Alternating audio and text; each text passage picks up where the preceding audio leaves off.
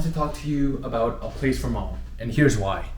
I have in front of me some notes that I'll be reading off to you guys because there's a lot of insights that I don't want to simply glance over or just skim read. So one second. All right, sorry about that. That was just the shaving kit. And now let's talk about the meat of the content for This Is Why You're Here, which is to discuss A Place for Mom and the most recent news. So as of June 17, 2024, Senator Bob Casey wrote a letter raising some concerns about A Place for Mom, accusing them of deceptive advertising and misleading claims about their services being unbiased and free. And this is very important because, as you know, there's a silver tide wave that's happening currently. So I believe until 2030, there's over 11,000 people in America that is becoming over the age of 65, and they're going to be requiring some senior care or long-term care. And this includes independent living, assisted living, memory care, hospice, home health, you name it, anything within the senior living industry. And the main reason why this is important is because I would consider A Place for Mom to be quite of a monopoly, and at least on the internet. So if you look up assisted living near me, most likely A Place for Mom has its website, and what they do is essentially there's a lot of call centers. I believe they're based in North Carolina. Correct me if I'm wrong, but I do know that some of the representatives are there just picking up the calls and stating, hey, what's the family's phone number, what's the contact, and then they keep this information and they blast it out to assisted living facilities near them, memory care facilities near them, and that clogs the arteries literally of the people who was working there. So the admissions people within assisted living, they're just being blasted with emails, and whoever is being accepted first, usually A Place for Mom goes with them. And this is not really a good way of transitioning a family member. Imagine you're a loved one, imagine your own mother, and she needs some assistance of daily living, and you can't help her because you've done caregiving and you have other responsibilities that you have to do so. And you're trusting another facility to be able to handle the care needs of your own mom, right? This would be bathing, this would be 3 meals a day that you used to do, but now you're giving off that responsibility to a community where she'll be able to be well taken care of, and she may even make some friends along the way as well. Again, this all depends upon the specific needs of your loved one. But imagine if you have this company, A Place for Mom, you look at their ads, it looks amazing, you see some testimonials, and you're like, okay, this is where she needs to go. This is a service, this is free for them. But in actuality, there's been quotes where family members have been charged overspending up to $1,000 for the facilities, and they've been transitioning in facilities where they have substandard care. And that's not really a good look within the senior living industry as a whole. And I think the biggest problem here is that they're not local, they're national. And of course you could argue that, okay, but they do have local representatives, but do they really know the communities? For example, if you are low income, there's a thing called the Assisted Living Waiver Program.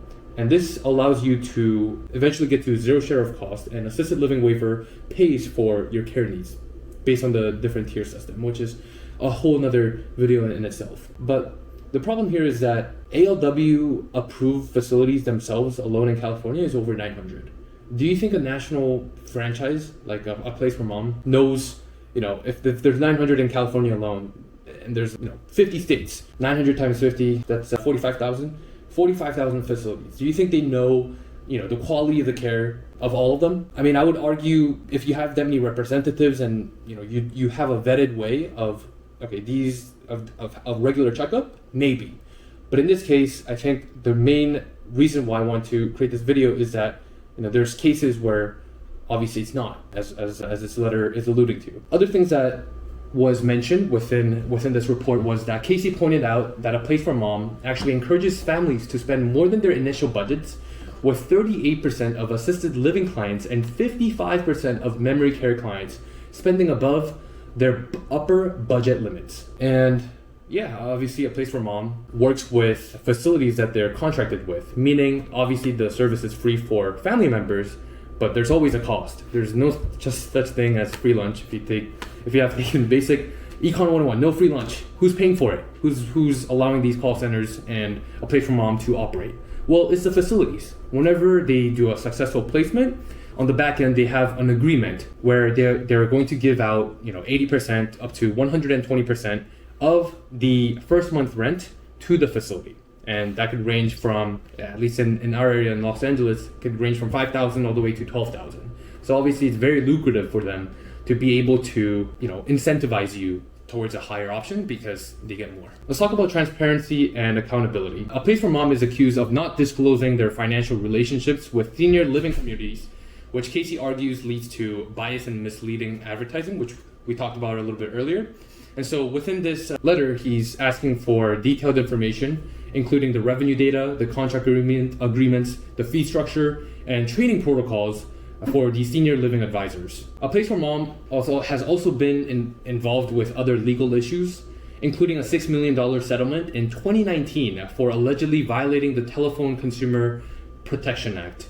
And this company is currently owned by a private equity firm called Silver Lake and General Atlantic, which further raise additional concerns for profit motives. If you don't know how private equity works, don't worry. I didn't know earlier as well, but private equity essentially is they buy out a company and they restructure, so to make it lean. And this could be like, cutting out employees to optimize their balance sheet, and then maybe increasing prices. This has been seen in countless of actually a successful one that I know about is Twinkies. So Twinkies actually was losing, I think, I forgot the exact reason why they were having trouble, but they were going through bankruptcy, and there was a private equity firm who was able to pick out certain pieces, such as the real estate portion of Twinkie and then the formula, and then using those formula of the Twinkie, they bought those pieces, and then they were able to restructure in a way where they added more certain ingredients, certain chemicals, where the shelf life of the Twinkies were longer and longer, because obviously if they're in the shelves for a little bit longer, then it gives them the opportunity to not throw the Twinkies into the waste bucket. And so they've done that, and then they also cut down, I think, a huge portion of employees, and also retained a couple as well. But that's generally how private equity firms work. So they increase prices and then cut down a lot of employees. That's what they're well known for. And obviously private equity's incentive is to return profits to shareholders. And so there is a misalignment of something like A Place for Mom and working in the best interest for the family members. So yeah, other senior living companies such as Brookdale Senior Living, Atria Senior Living. Brookdale, I believe, is the biggest senior living company in America. I believe they've done just around $3 billion of revenue just in 2023 alone. And I think they have around 60,000 beds across the United States.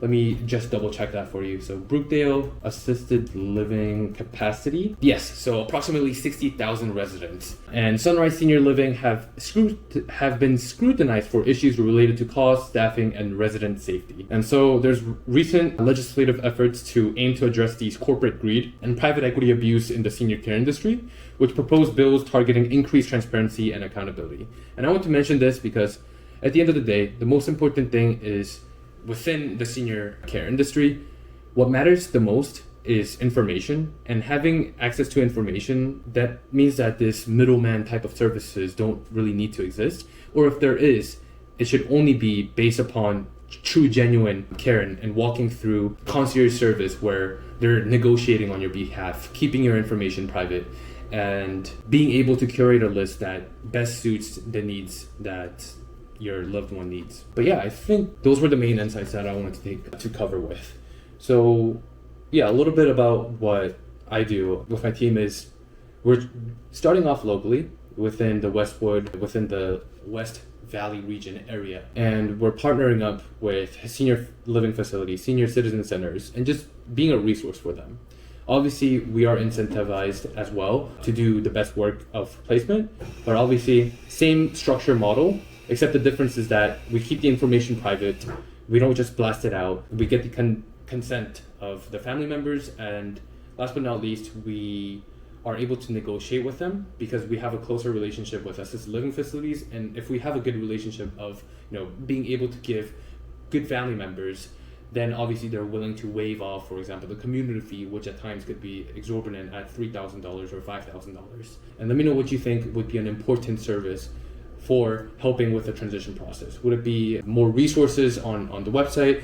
Do you think there should be more regulation? Let me know what you think. And yeah, I'll see you in the next one. Thanks.